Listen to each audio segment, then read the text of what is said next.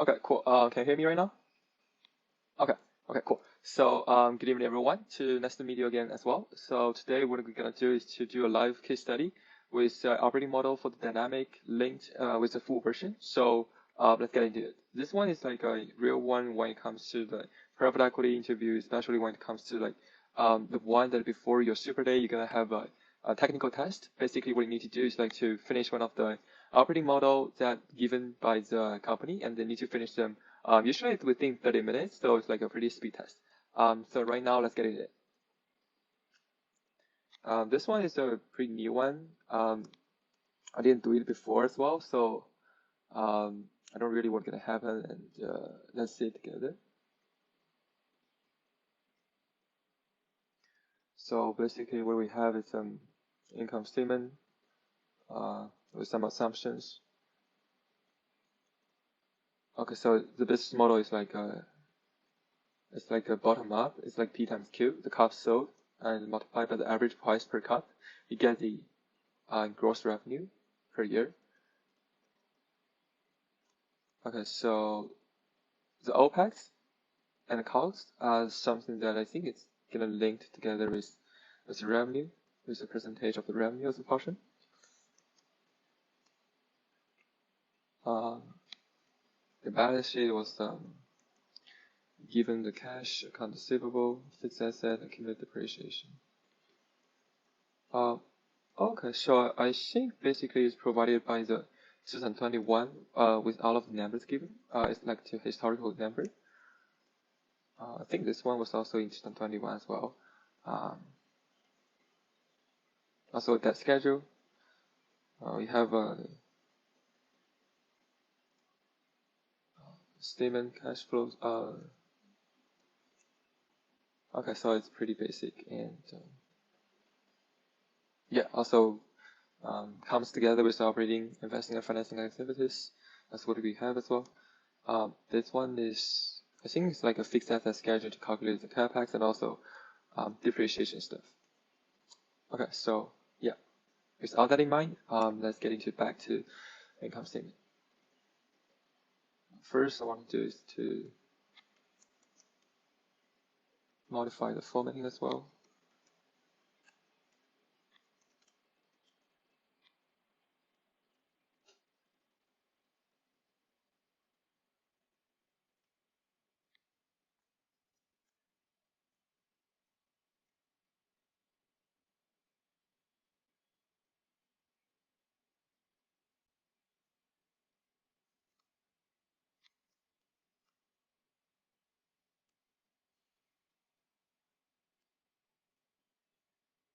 These are some subsectors in the COGS. You see right now what I'm trying to highlight is most of the key operating metrics in the income statement. That are something that we need to focus on when we get to the financial statement to do the analysis. Depreciation a bit, also earnings before tax, and then we get net income. Cool. Okay, so back to here. Gross revenue is, I think it's just using the logic of P times Q. That's what we usually have.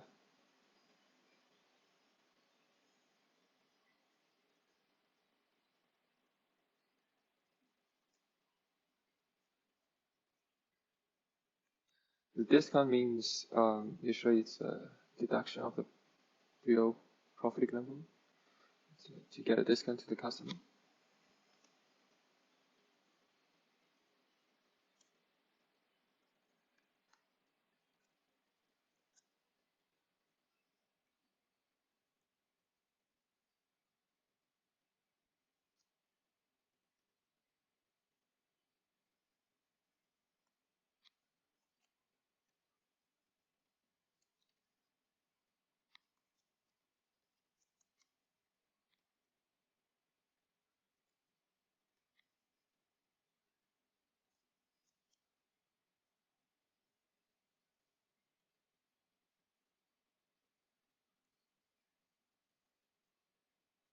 Here we just quickly kind of linked it to the gross revenue.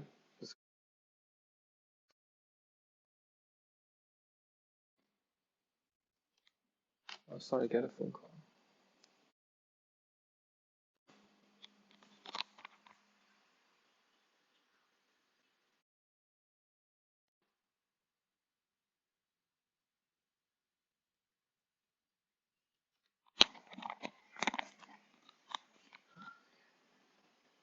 Yeah, it's the trash.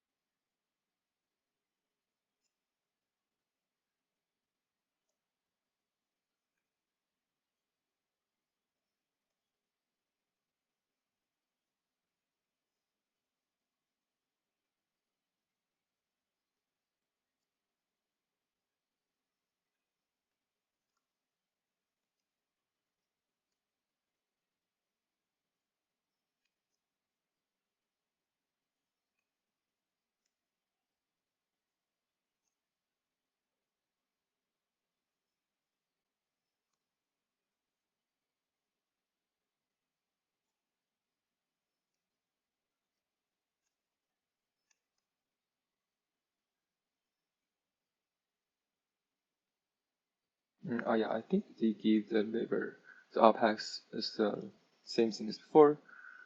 It just leads to one of the portion for the gross revenue.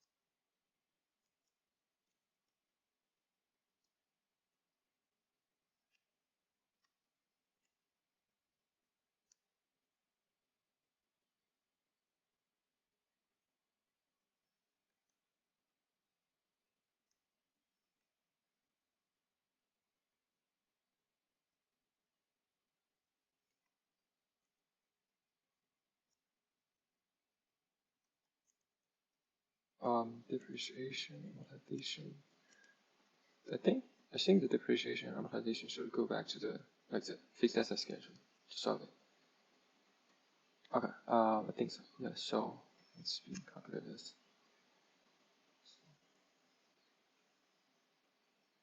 This one divided by the at that year, because the Lehman Crash is only sustained for 3 years, and in terms of the fourth year, we buy a new one, as you can see it here.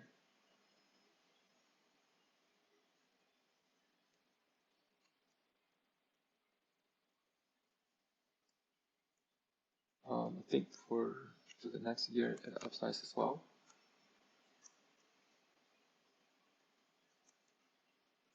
So the IS machine is pretty similar process to calculator, because there will be 7 years. So I think there's no changes happening in this period of the project. Refrigerator is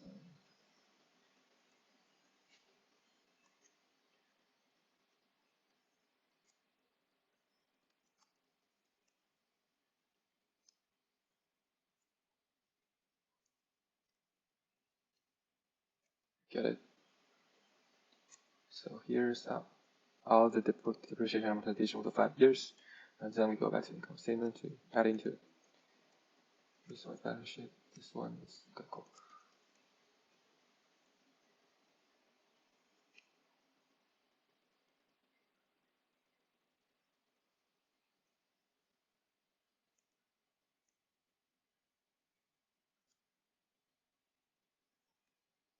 So EBIT equals to the EBITDA minus depreciation amortization. Interest expense. I think interest expense is also in the debt schedule, or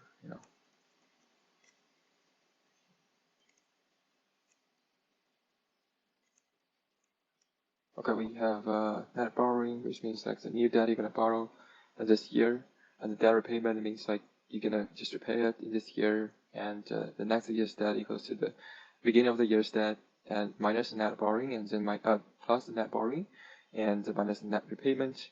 Basically, that is the logic when it comes to calculate the next years of the debt, and the interest payment equals to this year's debt amount and multiply by times the interest rate. You're going to get the interest payment, and also comes as an interest expense in the income statement calculation.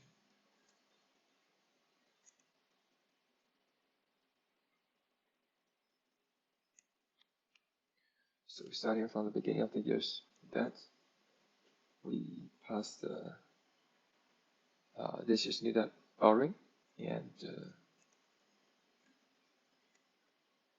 minus debt payment. Okay.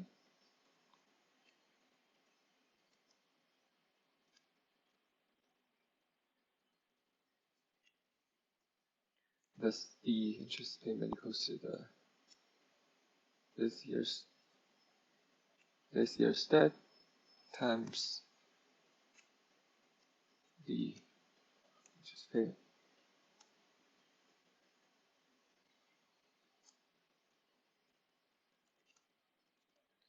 So then we get this year's interest payment, and we add up back to here. Notify that this one should be a negative sign, because what we have is we're gonna pay it out. It's in cash outflow. Taxes, I think it is given. Of the corporate tax rate is 21%, and net income equals to the earnings before taxes minus the tax this year you need to pay, and net income divided by revenue, get 7%. That's pretty much about it. Then we just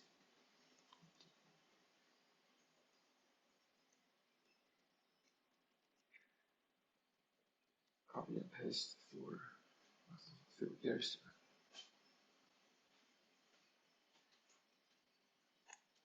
Okay, so I think that's it for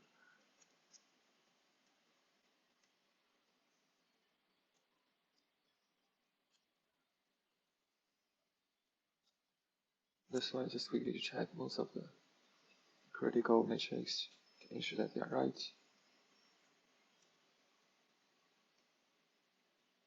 Okay, cool. Next page will be the balance sheet. So the cash should be not being calculated as right now because we don't have the cash flow. What we can do is just starting from accounts receivable. First thing, I'm gonna change the formatting to a more clean version that I like to make it more good. This is already known number, so it counted as historical A, and these two we had E at the end of the year because the year estimated number. Okay. Go back to what we have is I think what we can do right now is to say that the accounts receivable, accounts payable, what we get is like to assume they are just a tiny portion, or it's just a portion of the net revenue, and accounts payable is a portion of the COGS. Deferred revenue is a portion of the net revenue as well, and then we can just use that ratio to calculate the following of the years to see how does the the CCC, the cash conversion cycle, works. Basically that it is. Let's try it. Yeah. Go back to accounts receivable. Linked together with Note that we need to add a slash here for the reason that I have mentioned yesterday.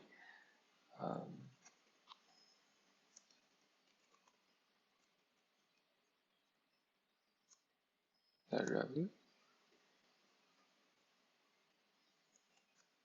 Accounts payable is linked more to the COGS, so we should add into it as a percentage of COGS.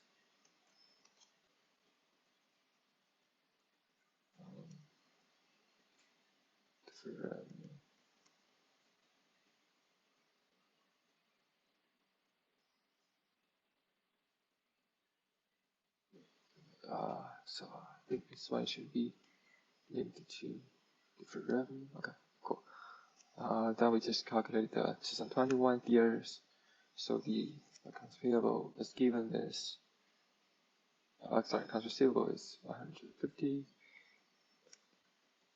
Then we divide it by net revenue of this year.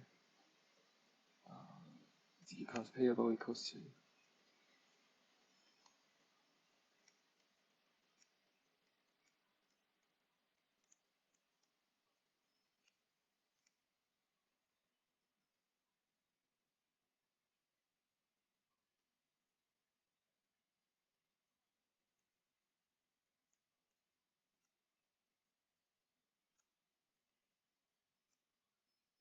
okay. Then we just link the net revenue. Remember that the net revenue of the COGS we have already got it from the income statement. So we just link back to what we had before.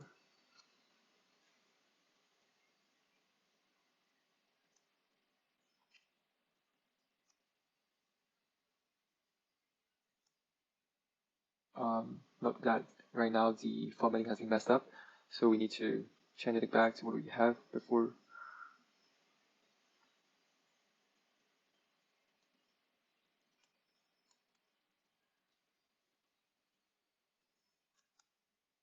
Also, because that right now we want to calculate the ratio of it, so we don't want to leave it as a negative number, so we need to add a negative sign before to get it back to the positive of it.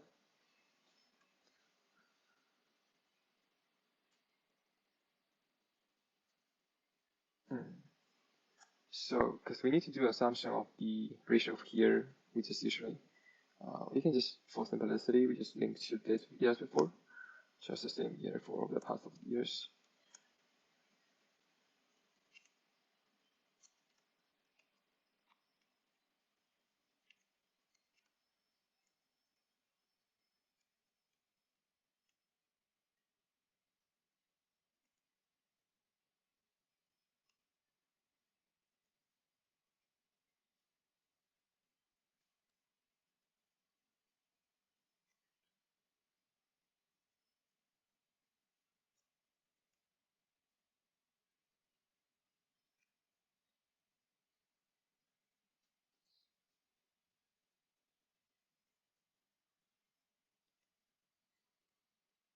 Yeah, sometimes it tends to be like, you can see a lot of the repetitive work I need to do.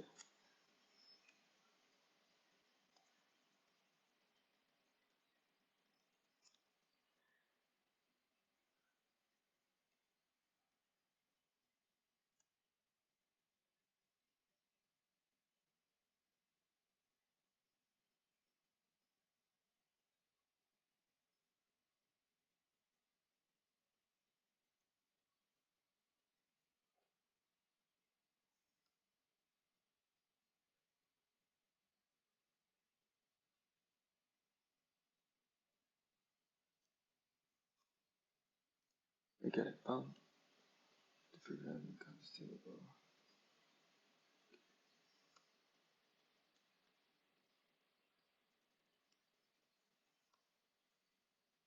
Equity side.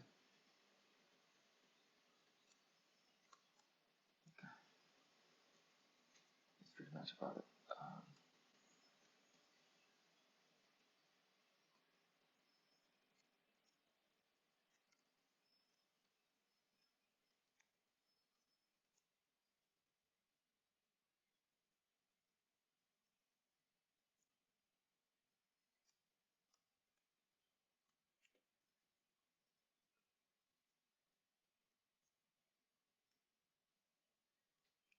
Then we go back to the former parts to get it summed up. These all of the issues we have.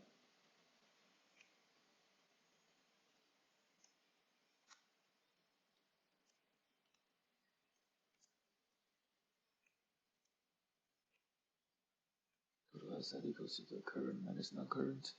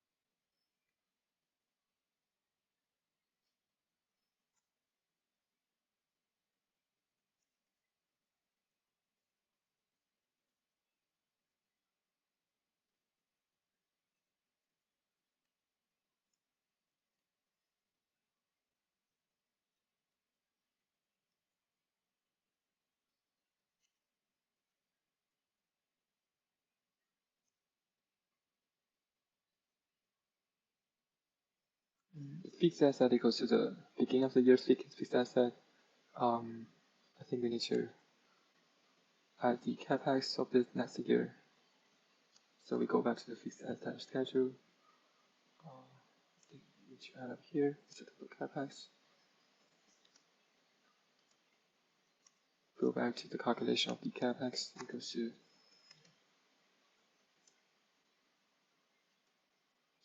sum of the whole year. Okay. Accumulated depreciation equals to the next year's. Yeah, I remember because this is a fixed asset equals to the sum of it.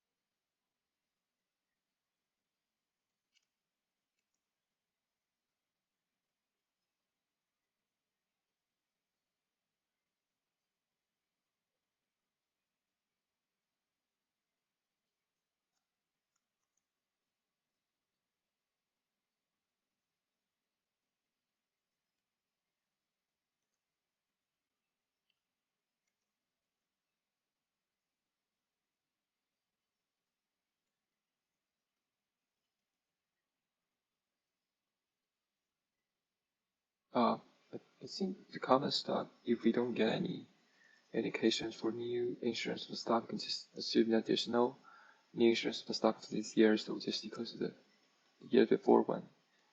And retained earning equals to this year's retained earning plus the net income of the year.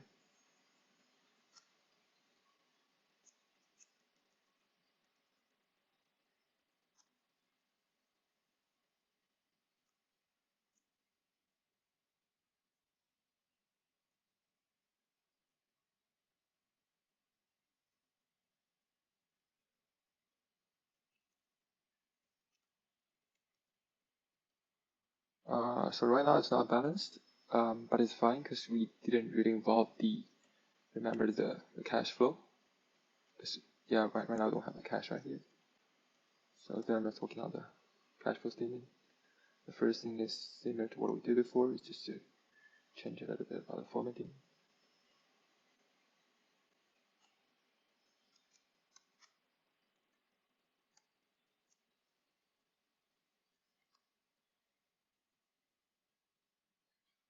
That's it.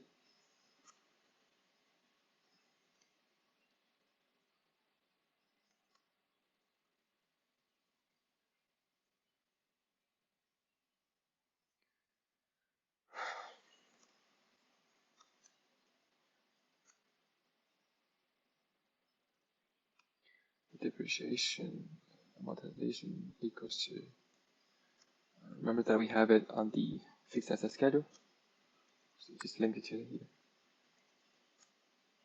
Change this to income receivable. Remember that what yesterday when we talked, the increase in the asset side should be an outflow of the cash, so we can do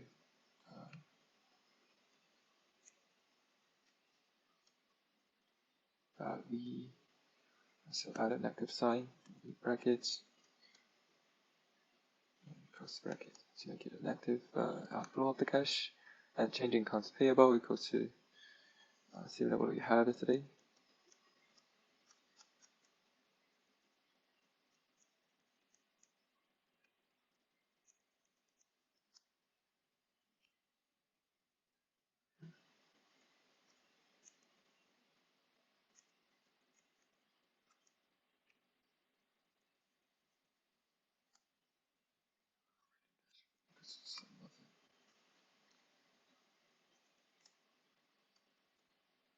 Pass equals to the, we get it, we should get it in here. Remember that the CapEx is a cash outflow, so we have to add a negative sign beforehand. That's pretty much about the investing cash flow. Financing activities, not like debt repayment. I think both of the two items can be found in the debt schedule. So we go back to the debt schedule that we have. Okay, so borrowing.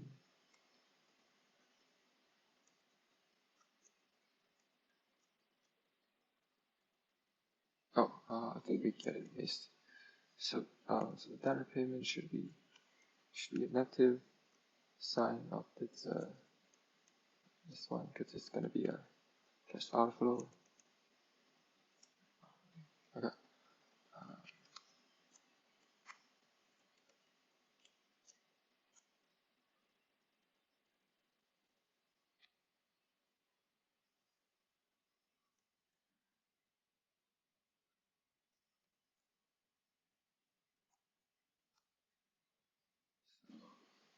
We also have the important thing is that the first item should be net income. We go back to the income statement here. So yeah, I think that's pretty much.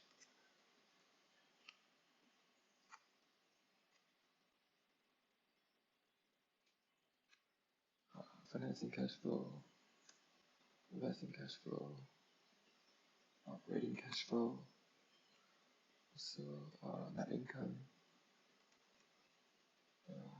Okay, I think we just copy paste out of it, and we go back to calculate the cash.